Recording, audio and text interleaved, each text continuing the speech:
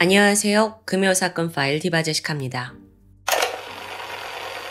2018년 8월 21일 아침 9시 15분. 경상북도 봉화군 소천면 면사무소에서 재직 중인 8명의 공무원들은 평소와 다름없이 민원 처리에 한창이었습니다. 아침에 문을 연 지 얼마 되지 않은 상황이었지만 그날따라 몇몇 주민들이 몰려오고 있었거든요. 당시 안에는 임산부를 포함한 12명의 주민들이 있었습니다. 그러다 9시 15분에 한 남성이 거칠게 문을 열고 들어와요. 그 소리에 모두가 한순간에 고개를 돌리는데 순간 상황이 심상치 않음을 감지합니다. 이 남성의 손에 엽총 한 자루가 들려 있었기 때문이에요.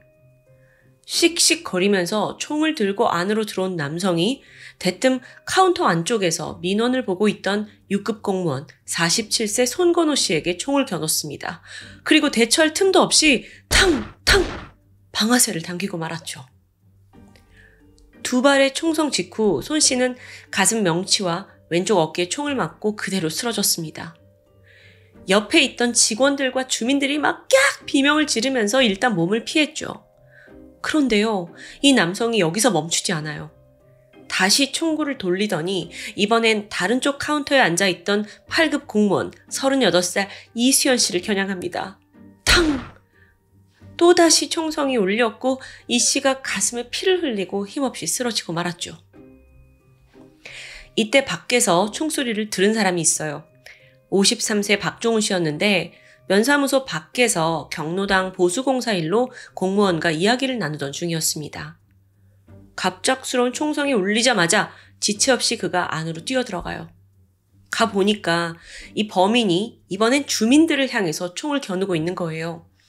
지금 누가 이거 말리지 않으면 추가 피해자가 나올 상황입니다. 박종훈 씨는 그대로 그 범인을 제압하기 위해 달려들었어요. 그 과정에서 탕탕 두 발의 총알이 더 발사가 됐거든요. 가까스로 제압에 성공을 했고 재빨리 총을 빼앗아서 멀리 던져버려요. 범인이 몸이 붙들려서 막 발버둥 치는 와중인데 이번에는 품에 숨겨둔 칼을 꺼내듭니다. 그리고 이걸 본 다른 직원들까지 합세해서 박종훈 씨와 함께 손에 있는 흉기를 겨우 빼앗게 되죠. 자, 빨리 경찰 신고해요. 와, 이른 아침 면사무소에서 벌어진 총격에 그 안에 있는 모두가 벌벌 떨고 있었습니다. 박종훈 씨와 직원들은 필사적으로 범인을 붙잡고 있었고요. 잠시 후 현장에 도착한 경찰들이 남성을 체포합니다. 그의 정체는 77살이던 김 씨였습니다. 아니, 나이도 지긋하신 이분이 왜 총을 들고 살해를 저지른 걸까요? 그것도 정확하게 두 공무원을 노린 이유가 있었을까요? 우리는 먼저 범인 김 씨에 대해 좀 더 알아볼 필요가 있습니다. 그는 원래 경기도 수원에서 원예업을 하던 사업가였습니다. 자세한 경위는 알려지지 않았지만 사고로 인해서 다리에 장애를 얻게 되었다고 하죠. 고령의 나이에 몸까지 불편해지니까 사업을 계속하긴 무리였던 것 같아요. 그리고 김 씨는 이런 상황을 해병대 출신 후배에게 자주 토로하곤 했고요. 그 내용은 내가 나이가 드니까 이제 시골에서 좀 작게 농사나 지면서 여유롭게 살고 싶다는 이야기였어요. 이때 마침 후배가 살던 곳이 봉화군 소천면이었습니다. 여러분 참고로 봉화군은 해발 고도가 높아서 그만큼 일교차가 크다고 합니다. 게다가 낙동강 상류에 위치해서 수질이 좋고 또 토양도 비옥해요. 여기야말로 친환경 농업에 최적화된 곳이었죠. 그렇게 2014년 11월 김 씨는 오랜 고민 끝에 소천면으로 귀농을 선택했습니다. 이때 가족들은 수원에 남아있고요. 홀로 이사를 결심하게 돼요. 어차피 후배도 살고 있어서 의지할 수 있을 거라 생각했던 것 같아요. 게다가 마침 그때쯤 이 농업계에서 아로니아가 슈퍼푸드로 주목을 받게 됩니다. 전국적으로 재배가 확산됐죠. 그래서 김 씨가 아로니아 밭을 매입했고 소규모 재배를 시작하게 됐죠. 그토록 원해왔던 은퇴 후의 삶이 드디어 이루어지고 있는 겁니다. 그런데 생각만큼 귀농 생활은 순조롭지 않았습니다. 가장 큰 문제는 인간관계였는데요. 일단 이 김 씨가 거주하던 곳이 임기 1위 온덕골이었어요. 근데 여기에 김 씨를 포함해서 한 4가구 정도만 살 정도로 좀 외딴 곳이었죠. 그렇다 보니 주민들과의 교류는 거의 없었다고 합니다.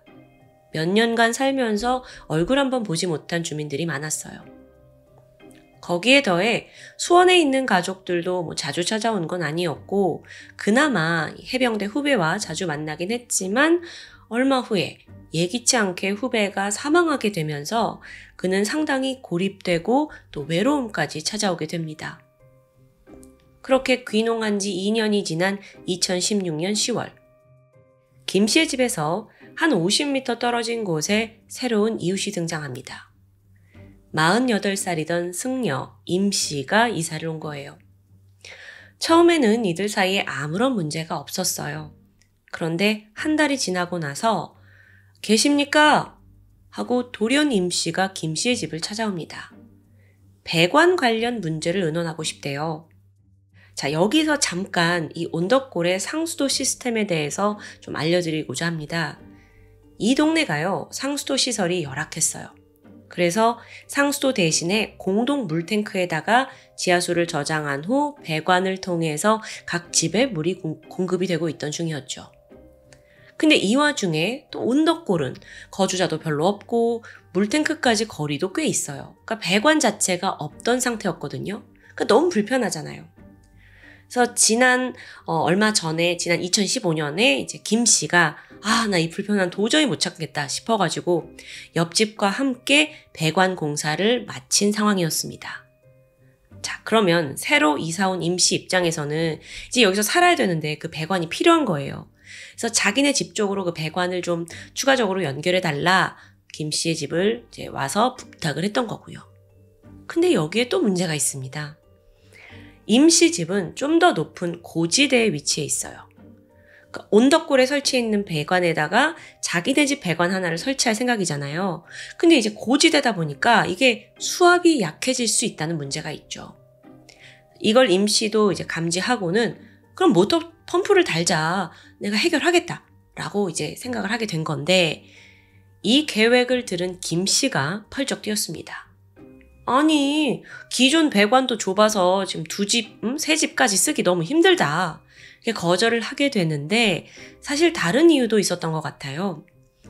아무리 모터 펌프를 설치한다 한들 임 씨 집까지 배관을 또 연결하면 다른 집 수압이 떨어질 수도 있잖아요. 물론 이제 김 씨는 기존 거주자이기 때문에 이해 못하는 건 아니에요. 게다가 그는 아로니아 농사를 짓고 있어서 행여나 물이 부족하면 이제 큰 영향을 받게 되거든요. 그렇게 김 씨가 결사 반대를 했지만 임 씨와 배수 공사업자도 쉽게 물러서지 않았습니다. 그러면서 행여나 수압이 떨어지거나 어떤 문제가 발생하면 원상복구하겠다라고 약조를 하게 돼요. 근데 김 씨가 이걸 이제 완전히 믿을 수 없으니까 그럼 각서를 써달라 요구하니까 여기서 이제 임 씨가 말하길 아니 제가 스님입니다. 부처님이 지켜보시는데 제가 거짓말 하겠습니까? 각서까지 쓸 필요 있나요? 그냥 믿고 가시죠. 이렇게 설득을 하게 되죠. 결국 김 씨는 공사를 허락합니다. 그런데 한 달 뒤에 또 다른 문제가 발생해요. 돌연 임 씨가 그 모터펌프 설치 비용과 전기 요금을 같이 분담하자는 거예요. 근데 이게 김 씨 입장에서는 아니 네가 필요해서 설치해놓고 왜 나한테 돈을 내라고 하는지 이게 좀 이해가 되지 않았죠. 그래서 화를 내면서 거부했고 바로 이때부터 두 사람의 갈등이 점점 고조되기 시작합니다.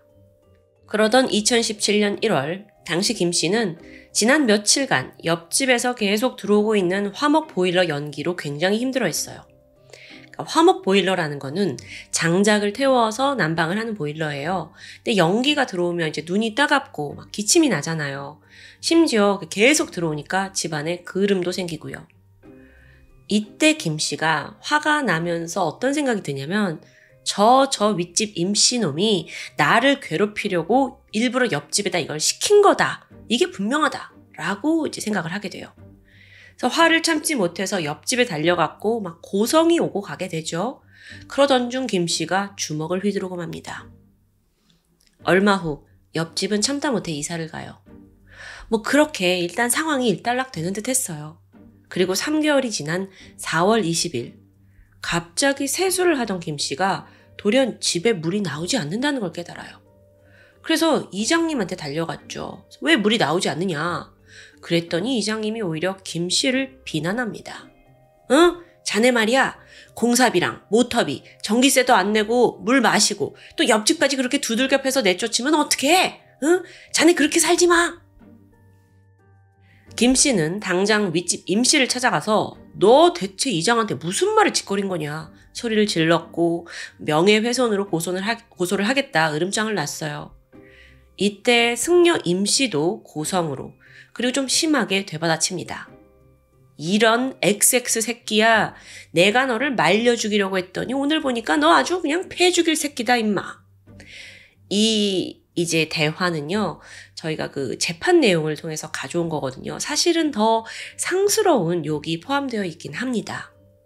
그러면서 이제 임 씨가 손으로 김 씨의 머리를 수차례 가격하게 되죠. 이날 이후 임 씨는 키우던 개를 김 씨 집 앞에 일부러 풀어놓기까지 했습니다. 참 어른들끼리 나이도 지긋하신 분들인데 이렇게 어떤 협의를 하지 못하고 감정이 더 격해지는 좀 꼴사나운 모습이 계속 만들어지는 거죠. 결국 참다 못해 김 씨가 경찰을 찾아가게 돼요. 하지만 경찰 입장은 아이고 어르신 이 정도로 저희가 개입할 문제는 아닌 것 같습니다. 이러는 거예요. 여기에 김 씨는 더욱 분노를 하게 됐죠. 그리고 나서 더 나아가서 지금 온 마을이 이장도 그렇고 경찰도 그렇고 공사업자도 그렇고 임 씨만 싸고 돈다라는 생각에 휩싸였어요. 어쩌면 자기는 그들과 평소에 잘 어울리지 않았기 때문에 내 편이 없다라는 생각이 든 거예요. 근데 사실 이걸 뭐 시골 텃세라고 하기에는 임 씨도 새로운 사람이거든요. 어쨌든 이런 왜곡된 생각이 나날이 깊어졌고 결국 그는 넘지 말아야 할 선에 한 걸음 다가섭니다. 안동에서 총포사를 운영하던 지인에게 전화를 해요. 야, 어떻게 하면 엽총 구할 수 있냐? 절차를 묻게 되죠. 사실 김 씨가 농사를 짓고 있는 사람이잖아요. 그래서 유해 조류나 동물을 내쫓기 위한 목적으로 총기 허가를 합법적으로 받을 수 있습니다. 그래서 그걸 알아내고 수렵 면허 시험을 치렀고요. 수원 중부경찰서에 가서 엽총 소지 허가증을 발급받아요. 여기서 왜 수원이었냐면 아직 주소 이전을 하지 않아서 이제 본가가 수원에 등록되어 있었거든요. 그리고 이후 봉화군에서도 추가로 포획 허가를 받아내죠. 최종적으로 그는 엽총 한정과 실탄 100개를 지인으로부터 구입을 합니다. 그리고 이걸 소천 파출소에 보관해둬요. 참고로 현행법상 총기류는 개인이 보관할 수 없어요. 이거 아시죠? 허가증이 있다 하더라도 반드시 파출소나 경찰서에 보관을 해야 합니다. 필요할 때마다 허가를 받아서 총기를 반출하는 방식이에요. 그렇게 모든 준비를 철저하게 마친 김 씨. 자, 이때까지만 해도 김 씨의 목표는 저 윗집에 살고 있는 승려, 임 씨 한 명이었습니다. 그런데요. 사건 발생 4일 전이었어요. 김 씨가 면사무소를 방문하게 돼요. 앞서 임 씨가 설치해둔 그 수도 원상 복구하고 영수증 제출할 테니 비용을 지원해달라라는 민원을 접수하려고 간 거예요.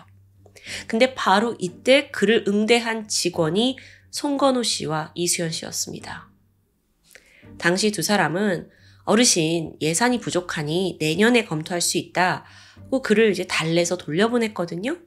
근데 또 마침 이때 소천 파출소장도 이 자리에 있었어요. 근데 이제 파출소장이 임 씨한테 화가 나신 건 이해하지만 고소하셔야지 다른 방법 있습니까? 이러면서 실질적인 도움을 주진 않았죠. 결국 그날 이후 김 씨의 적개심은 내 민원을 거부한 저 손건호, 이수현, 그리고 나를 무시한 마을 이장, 또 무능한 소천 파출소장, 그리고 또 모터 설치 업자에게까지 다 이어진 거예요. 그러니까 외지인인 나를 무시한다는 피해망상 때문이었죠. 이후 김 씨는 소천면 일대를 돌아다니면서 그 모터 펌프 설치 업자의 집을 수소문합니다. 사건 전날 마침내 주소를 알아냈고 그 앞에서 잠복을 하면서 출근 시간을 미리 파악해둬요. 그렇게 만반의 준비를 끝낸 김 씨가 총기 테러 계획을 세우게 된 거죠. 아침에 파출소에서 엽총을 출고한 후에 가장 먼저 파출소장 죽이고 임씨 찾아가 살해할 생각이었습니다. 그리고 이후 차례로 자기가 이제 목표했던 마을 이장, 공무원, 설치업자까지 순서대로 제거하려고 했어요. 그렇게 사건 당일이 되었습니다. 21일 아침 7시 50분 김 씨가 분주하게 움직였죠. 엽총 출고해서 실탄 5발을 장전합니다. 근데 이제 그걸 파출소에서 총을 꺼내왔잖아요. 근데 보니까 파출소장이 아직 출근하기 전인 거야. 자리에 없는 거예요. 그래서 바로 계획을 바꿔서 임신혼 먼저 제거해야겠구나 생각합니다. 근데 그러기에 앞서 잠깐 집에 들렀고 이 재장전을 하면서 가스총을 또 추가로 챙기게 돼요. 왜냐하면 범행 후에 극단적인 선택을 할 생각이었다고 해요. 그래서 여기서 또 잭 나이프와 못이 박힌 나무 몽둥이까지 챙겨오게 되죠. 그는 곧장 임씨 집으로 향했습니다. 아니 그런데 또 임씨가 집에 없어요. 아침 일찍 밭에 나갔더라고요. 근데 어차피 곧 돌아올 거다라는 생각에 김씨가 주변에서 차분히 기다렸죠. 그 사이 다음 타겟이었던 마을 이장에게 전화를 걸었습니다. 근데 보니까 이장은 또 마침 병원 진료를 받기 위해 시내에 나가 있어요. 그렇게 첫눈으로 화를 면한 거예요. 아침 9시 10분입니다. 임씨가 집으로 돌아오는 모습을 확인하자마자 김씨는 그의 몸통을 겨냥해서 총을 발사합니다. 탕! 이 총알이 어깨를 관통했고요. 놀란 임씨가 막 서둘러 도주를 했죠. 근데 김씨가 그 뒤로 탕탕 2발을 더 발사했어요. 그렇게 마무리됐다고 생각한 김씨는 이제 파출소로 향합니다. 그리고 가는 길에 실탄을 재장전했고요. 파출소 문을 열고 딱 들어갔는데 텅 비어 있어요. 왜냐? 앞서 임씨의 신고를 받고 모두 출동해버린 거예요. 그래서 김씨가 씩씩거리면서 차를 몰고 이번엔 면사무소로 향했습니다. 장애인 구역에다가 대충 처박아 놓고 한 채 망설임도 없이 안에 들어가서 2명의 공무원에게 총을 겨누 살해한 거예요. 그날 밖에서 총소리를 듣고 달려온 박종훈 씨, 그리고 그 외 시민들이 아니었다면 그 분노의 총성은 아마 마을 사람 모두에게 향했을지 모릅니다. 여기서 잠시 피해자들 상황에 대해 좀 말씀드리자면 승려 임 씨는 중상을 입었습니다. 다행히 목숨은 건져요. 하지만 손 씨와 이 씨는 닥터 헬기를 타고 인근 병원으로까지 이송됐지만 결국 사망하고 말았습니다. 너무도 비극적인 결말이죠. 사실 이 사건이 보도되면서 소천 파출소에 많은 비난이 쏟아졌어요. 왜냐하면 사건 전에 피해자였던 승려 임 씨가 사실 3번이나 걸쳐 경찰에 김 씨를 신고했기 때문입니다. 지난 한 번은 김 씨가 도끼를 들고 찾아와서 막 죽이겠다고 위협한 적이 있거든요. 근데 이때 경찰이 이건 또 직접적인 위해가 아니었다라는 이유로 적극적인 조치를 취하지 않았죠.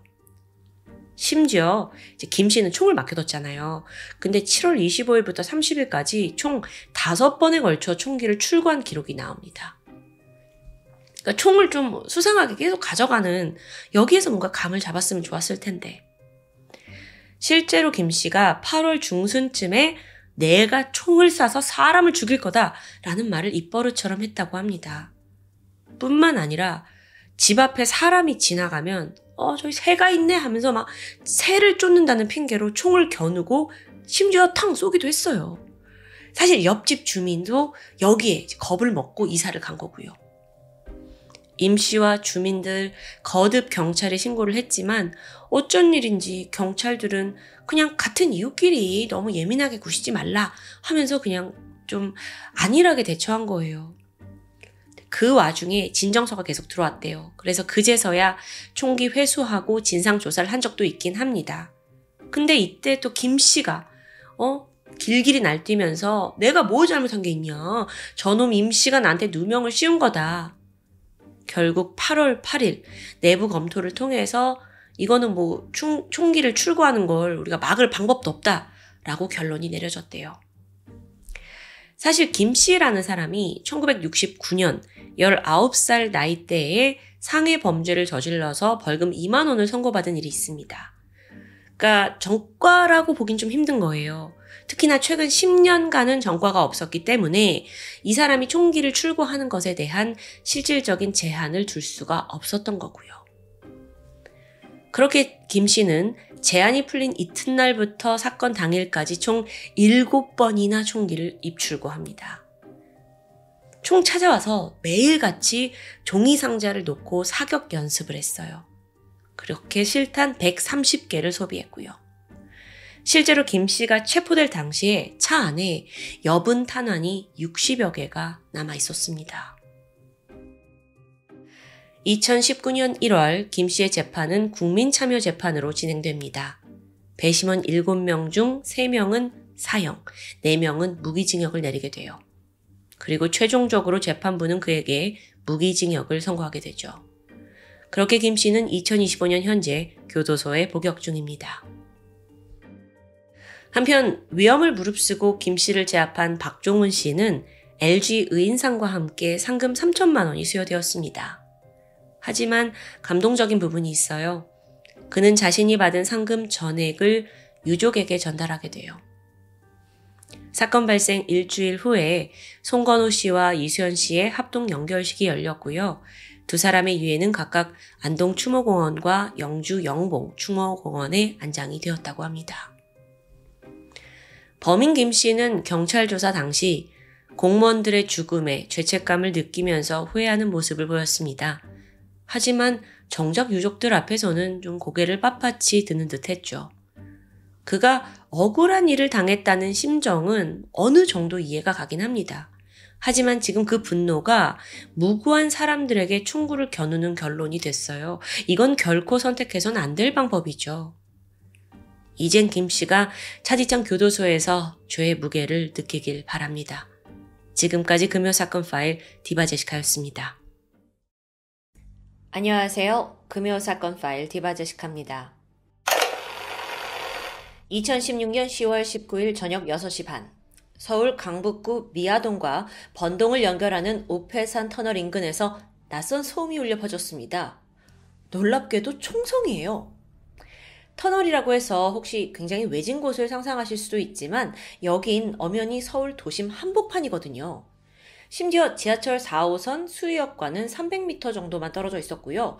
또 차가 오가는 길도 인접하고요. 게다가 당시는 6시 반, 퇴근 시간이라 오가는 행인들도 많았습니다. 이런 데서 총성이라뇨. 오페산 터널 총격. 이날 벌어진 사건은 대한민국 사상 최악의 민간인 총기 난사 사건으로 불리고 있는데요. 먼저 범인은 46살의 남성 성병대였습니다. 도대체 중년 남성이 왜 총까지 들고 거리로 나왔는지 그의 삶부터 잠깐 살펴볼까요? 일단 성범죄 전과가 있습니다. 2001년 2월 서울고등법원에서 특수강간 등의 혐의로 징역 2년 6개월에 집행유예 4년을 받아요. 자, 이 말은 집행유예 기간, 즉 4년 동안 동종 범죄나 유사 사건을 저지르지 않는다면 징역을 피할 수 있다는 의미죠. 바로 감옥엔 안 갑니다. 근데 그 4년의 집행유예 기간 중에 성병대가 또 청소년 강간을 저질렀어요. 정신 못 차리는 거죠. 사실 그가 처음에 저지른 그 특수 강간, 이 말 자체가요, 일반 강간과는 다르게 폭력이 수반된 더 질 나쁜 범죄입니다. 아니 그럼 애초에 이런 사람한테 집행유예가 내려졌다는 것도 좀 그렇죠. 잠자코 살라고 내려준 그 기간 동안 또 미성년자를 강간한 거고요. 결국 이 사건으로 성병대는 징역 5년형을 살게 돼요. 근데 이게 끝이 아니죠. 이번엔 복역을 하던 중에 교도 간 상해 혐의로 징역 2년을 추가로 선고받습니다. 게다가 동료 재소자 음식에 약을 탔다 이런 누명을 씌웠대요. 그래가지고 또 징역 8개월이 추가됐고요. 참, 그야말로 교도소 안팎에서 끊임없이 사고를 치는데요. 그런 그가 형기를 모두 마치고 다시 사회로 나온 때는 거의 10년이 지난 2012년 9월. 당연히 전자발찌 부착 명령이 내려졌습니다. 근데 성병대가 이것도 부당하다면서 항소를 해요. 하지만 법원으로부터 거절당했죠. 성병대는 교도소에서 나온 후에 2013년 원래 대구에 살다가 서울로 상경합니다. 그리고 강북구 번동에 터를 잡아요. 처음엔 떡집에서 일을 했는데 얼마 가지 못해서 그만뒀고요. 이후에 대출을 받아서 주식 투자를 하지만 큰 손해만 봤습니다. 2015년 5월부터는 가진 돈이 몽땅 떨어졌고 생활고에 시달려요. 살고 있던 원룸의 월세도 제대로 내지 못했는데 하물며 집주인한테 연락을 해서 보증금 300만 원 중에 70만 원만 좀 먼저 지급해달라고 요청했을 정도예요. 연체된 그 월세는 남은 보증금에서 까달라는 거죠. 여기에 더해 나랏돈도 잘 받아먹었습니다. 성병대는 강북구청과 또 번동 주민센터를 통해 긴급 생계비를 지원받았어요. 그 덕에 3개월간 약 125만 원 정도의 지원금을 타는데 결국 이것도 끊기잖아요. 그러니까 상황이 급박해지기 시작했죠. 이쯤 되면 일반적인 사람이라면 어떤 일을 해서 돈을 벌 생각을 할 텐데 성병대는 그런 의지가 없었습니다. 그리고 여기엔 또 이유가 있어요. 이 사람이 내 주변 사람들이 경찰의 사주를 받고 자기를 음해한다고 믿었기 때문이에요. 이게 무슨 말이에요, 갑자기. 이 성병대가 생활고에 삶이 굉장히 궁핍해지니까 원망하던 화살이 엉뚱한 곳에 간 겁니다. 생각을 해봤어요. 내 삶이 왜 이렇게 망가졌는지 막 되짚었죠? 여러분, 그게 어떤 지점이라고 생각하세요? 저로서는 그게 성범죄, 그걸 저질렀기 때문 아닐까라고 생각이 드는데 성병대의 생각은 달랐어요. 엉뚱하게도 자기를 체포한 경찰로 화살이 향한 거예요. 경찰을 원망해요. 게다가 지금 전자발찌 차고 있잖아요. 이게 경찰이 자기를 못살게 굴려는 목적이다라고 받아들입니다. 그래서 어떤 직장에 가더라도 경찰이 내 직장의 사장을 다 사주해서 나를 음해할 거라는 피해망상까지 확대된 거죠. 아니, 이게 어떻게 점점 생각이 이렇게까지 미쳤느냐. 이 사람이 나는 애초부터 잘못한 게 없어. 난 누명을 쓴 거야. 이렇게 믿어버리니까 생각이 막 오만 방향으로 간 겁니다. 심각해요. 그러면서 성병대는 자신은 언젠가 경찰에 의해 암살당할 거라고 믿었죠. 그래서 그 전에 먼저 경찰을 죽여야겠다고 결심합니다. 2016년 5월 강북구의 한 가게에서 20cm가 넘는 회칼 4자루를 구매했어요. 흉기는 이것만이 아니에요. 성병대가 원래 경찰한테 총을 빼앗을 계획이었거든요. 근데 그러려면 총 사용법을 알아야 하잖아요. 그래서 경찰이 보통 소지하는 것과 유사한 리볼버 형태로 된 비비탄 총을 구입합니다. 그리고 이걸 아예 살상용으로 개조하기 시작해요. 그 총기 개조 방법을 막 학습하기 위해서 매일같이 인터넷 동영상을 뒤졌고요. 지금 보시는 이 사진들은 경찰들이 나중에 이 성병대가 만든 것과 같은 방식으로 제작을 해서 검증한 겁니다.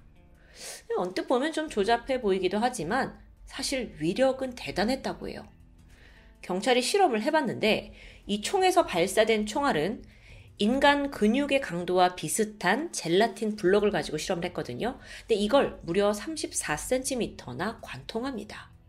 그러니까 인간이 급소에 맞으면 목숨을 빼앗아갈 만한 위력인 거죠. 그런데요, 상식적으로 이 총이 작동하기 위해서 필요한 게 있죠. 대표적으로 화약입니다. 화약 자체는 일단 사람들이 쉽게 구할 수 없어요. 게다가 성병대는 전과자여서 더더욱 쉽지 않았죠. 그럼 어떻게 화약을 구했냐? 이것도 참 황당한데요. 우리가 바닷가에서 갖고 노는 폭죽 있죠? 성병대가 그걸 잔뜩 사모읍니다. 그리고 안에 들어있는 화약을 일일이 긁어 모아요. 또 탄환은 쇠구슬로 대체했고요. 아예 작정하고 정말 총기를 만든 거예요. 갑자기 이 정도 열성이면 차라리 이 일을 하지 그랬냐라는 좀 생각이 드는데요. 어쨌든 성병대가 만든 총은 사진에서 보이는 것처럼 파이프 하나당 쇠구슬이 하나씩 발사되는 원리입니다. 근데 딱 봐도 파이프 개수가 상당해요. 최대한 많이 쏘고 싶었던 거죠. 한편 성병대가 원한을 품은 건 경찰만이 아니었어요. 2014년 2월에 같은 동네에서 한 차례 이사를 한 적이 있거든요. 이때 만난 부동산 업자 60대 여성 이 씨가 있는데 이 사람을 이전부터 아는 사람이라고 착각을 했던 겁니다. 그래서 안녕하세요 하고 반갑게 말을 걸었죠. 실제로는 일면식도 없는 사이였고요. 그러니까 이 씨 여성이 당황해하면서 에? 우리가 아는 사이인가요? 라면서 뜨뜻미지근하게 반응을 합니다. 자, 이때 성병대는 이 씨가 자신을 무시한다고 생각해요. 그래서 여기서부터 앙심을 품게 되죠. 성병대가 이사한 곳은 부동산이 위치한 건물 쪽방이었어요. 그러니까 마침 또 가까워요. 게다가 관리 문제로 이 씨와 성병대가 또 사소한 언종을 벌이게 됩니다. 그럼 어떻게 되겠어요? 성병대는 더 강한 적개심을 품게 되는 거죠. 심지어 그는 이 부동산 중개업자 이 씨가 자신을 감시하고 있고 언제든 암살할 수 있는 비밀 경찰이라고 믿었습니다. 이게 또 무슨 황당한 경우입니까? 자, 그러다가 어느 날 내가 직접 그녀의 정체를 파헤치겠다면서 2016년 10월 17일 직접 그녀에게 술 한 잔을 하자고 제안합니다. 하지만 이제 60대 이 씨는 나는 술은 안 먹어요 하면서 거절했죠. 그러자 성병대의 머릿속에는 그럼 그렇지. 너 비밀경찰 맞구나. 와, 여러분, 사건은 그렇게 시작됩니다. 바로 이틀 뒤인 10월 19일 저녁 6시. 성병대는 이 씨가 운영하고 있는 그 번동의 부동산 앞에서 그녀가 퇴근하고 나오길 기다려요. 이 씨가 문을 잠그고 이제 퇴근을 하던 길에 조심히 그녀를 따라갔고요. 바로 옆에서 틈을 보고는 사제총 한 방을 발사합니다. 근데 이게 조준에 실패했어요. 대신에 길 건너편에 지나가고 있던 무고한 행인 71세 이 씨가 총알에 복부를 관통당합니다. 날벼락인 거죠. 다행히 빠르게 병원으로 이송돼서 생명을 지킬 수 있었는데 한편 지금 부동산 업자 이 씨는 총을 맞을 뻔한 거잖아요. 지금 갑작스러운 상황에. 그래서 도망을 가려고 했죠. 성병대가 집요하게 쫓아왔고요. 여기서 미리 준비한 쇠망치를 꺼내더니 이 씨의 머리를 5번이나 가격합니다. 그녀는 두개골이 함몰되면서 기절했어요. 이때 성병대는 목적을 잃었다고 생각했죠. 그녀가 죽었다고 여기고 공격을 멈췄는데요. 이후 빠르게 도주를 시작합니다. 그 과정에서 추적을 당할 거니까 발목에 차고 있던 전자발찌도 끊어냈어요. 그렇게 향한 곳이 최초 현장으로부터 50m가량 떨어진 옥패산 터널입니다. 그는 터널 옆 풀숲에 일단 몸을 숨기게 돼요. 한편 이 사람의 도주를 목격한 많은 시민들이 있었거든요. 그래서 막 신고가 빗발쳤습니다. 이 신고를 접수한 강북경찰서는 6대의 순찰차를 현장으로 출동시키게 돼요.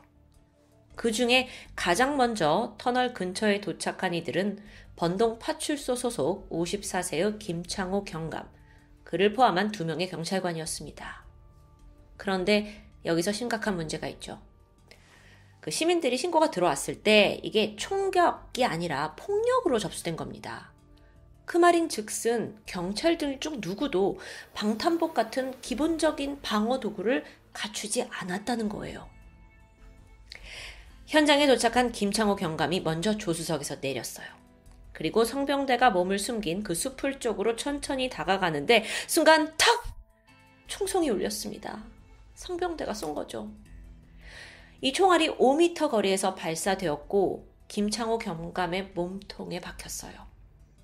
그리고 안타깝게도 김 경감은 흉부 장기 손상으로 현장에서 즉사하고 말았습니다. 그나마 함께 출동하신 다른 경찰관분은 재빨리 몸을 피해서 생명을 지킬 수 있었죠. 그런데 성병대의 충격은 여기서 그치지 않았습니다. 계속해서 현장에 경찰차들이 도착했잖아요. 6대나 지금 여기 왔으니까요. 그러는 족족 사제총을 난사하는 거예요. 여기에 경찰도 대응 사격을 했어요. 그러면서 정말 말 그대로 이 서울 한복판에서 총격전이 벌어진 거죠. 근데 이때 경찰이 발사한 건 공포탄 1발과 실탄 3발. 이 중 2발이 성병대를 맞추긴 했는데 그는 이미 방탄복을 입고 있습니다. 저지하기엔 역부족이었죠. 그렇게 약 10분간 숨막히는 교전이 이어졌고요. 자, 그럼 이제 어떻게 해야 되냐? 이 와중에 뜻밖의 해결사가 나타납니다. 이 성병대를 붙잡는데 사실 가장 큰 공을 세운 건 한 시민이었는데요. 당시에 인근에서 건설 노동자였던 56세 김 씨, 그리고 33살의 이 씨가 술을 마시고 있었습니다. 그러다가 팡탕탕 막 총성이 들리니까 뭔 일이야 하고 주시하게 되잖아요. 경찰이 오고 난리가 났어요. 이때 김 씨는 성병대가 경찰과 막 대치하느라 정신이 팔려 있다는 것을 알게 됩니다. 그리고 조심스럽게 풀숲 뒤로 다가가서 그를 뒤에서 덮치는데 성공해요. 그리고 이후엔 인근 상가 사람들도 합세해서 결국 성병대를 제압하는데 힘을 보탰죠. 그렇게 잡힌 성병대는 헬멧 그리고 방탄복으로 완전 무장한 상태였습니다. 소지품을 보니까 더 놀라워요. 무려 17정에 달하는 사제총기와 칼 7자루, 그리고 사제폭탄 1개까지 가지고 있습니다. 이거 정말 그야말로 작정한 테러범이었어요. 여러분, 이렇게 성병대는 저지됐지만 이 사건으로 경찰관 1명이 순직하셨고 또 시민 2명이 중태에 빠졌습니다. 자, 이 사건을 이렇게 되짚어보면 일단 성병대의 그 걷잡을 수 없는 피해망상에서 좀 시작되었다고 볼 수 있어요. 실제로 전문가들은 그가 심각한 편집증적 망상장애를 앓고 있다는 결론을 내렸는데요. 여기에 대해서 법원은 심신미약을 인정하지 않았습니다. 그 이유는 그가 사전에 치밀하게 살상용 무기를 제작했잖아요. 그걸 또 범행에 이용했고 모든 걸 계획했고요. 이 점이 참작된 거죠. 따라서 그는 재판에서 무기징역에 처해집니다. 근데 이게 억울했나 봐요. 성병대가 항소를 했죠. 그러면서 재판장을 교체해달라고 요구하기도 합니다. 이게 말이 돼요? 이어진 항소심에서도 역시나 그에겐 무기징역이 내려졌고 확정되었는데요. 이때 재판문에는 이런 말이 적혀 있었습니다. 엽기적인 범행으로 인해 성실히 직무를 수행하던 경찰관 그리고 시민의 고귀한 생명을 잃었다. 재판에서도 지적되었듯 이 사건에서 정말 안타까운 점은 그 경찰관의 사망이 아닐까 싶은데 이걸로 인해 많은 시민들도 충격과 슬픔에 빠졌습니다. 사망하신 김창호 경감님은 정년을 겨우 6년 남긴 베테랑이셨다고 해요. 그래서 더 안타깝죠. 근데 만약 그 현장에서 제대로 된 방탄복만 입고 계셨더라면 이런 비극은 좀 피할 수 있지 않았을까요? 다행히도 이 사건을 계기로 해서 경찰은 그때부터 순찰차에 방탄복을 필수로 배치하게 되었다고 합니다. 그러니까 이전에는 동네 순찰하다가 총알 맞을 일이 있겠어? 이런 안일한 생각을 했던 거죠. 물론 여러분, 국내에서 총기 사고는 매우 드문 일입니다. 그래서 전혀 대비를 하지 않았기 때문에 무고한 목숨을 잃었다고 볼 수 있겠죠. 그런데 여러분, 이 사건에서 의문을 갖는 분들도 있으실 것 같아요. 왜 그 수많은 경찰관들이 출동을 했음에도 시민이 나서야 할 만큼 이 진압이 더뎠던 겁니까? 라고 질문하실 수 있는데, 성병대 물론 총을 가지고 있긴 했어요. 그래도 경찰도 무기를 갖고 있긴 했죠. 하지만 여기엔 우리가 모르는 고충이 있습니다. 바로 경찰관들의 총기 사용 규정인데요. 먼저 그 당시의 규정상 경찰은 흉기를 든 범인을 만나면 무조건 투항하세요, 투항하세요, 투항하세요 이렇게 3번을 말해야 했습니다. 하지만 그러는 사이에 성병대는 빠르게 총을 발사해버렸죠? 희생자가 나온 거예요. 또한 경찰관은 무조건 범인의 하반신에만 총을 쓸 수가 있다고 그래요. 상반신에 총을 맞을 경우에는 생명과 직결이 되기 때문에 피하려 하는 거겠죠? 근데 당시의 성병대는 풀숲에 몸을 가린 채였어요. 그러니까 하반신만 맞춰야 되는데 경찰은 쉽사리 대응 사격을 할 수 없는 겁니다. 근데 이런 규정을 다 물론 지켜야겠지만 이게 목숨이 오가는 상황에서 이런 규정을 지키다 보니 경찰은 정작 자기 자신을 지킬 수 없던 게 아닐까요? 대한민국 경찰, 그들은 공공의 질서와 시민의 안녕을 위해서 존재한다고 우린 알고 있습니다. 하지만 정작 그들은 누가 지킬 수 있을까요? 경찰 또한 누군가의 아버지고 어머니고 딸이자 아들입니다. 시민을 위해 목숨을 내걸고 일하는 이들을 위해서 반드시 국가가 그들의 안전을 보장할 수 있어야 하겠습니다. 지금까지 금요사건 파일 디바제시카였습니다.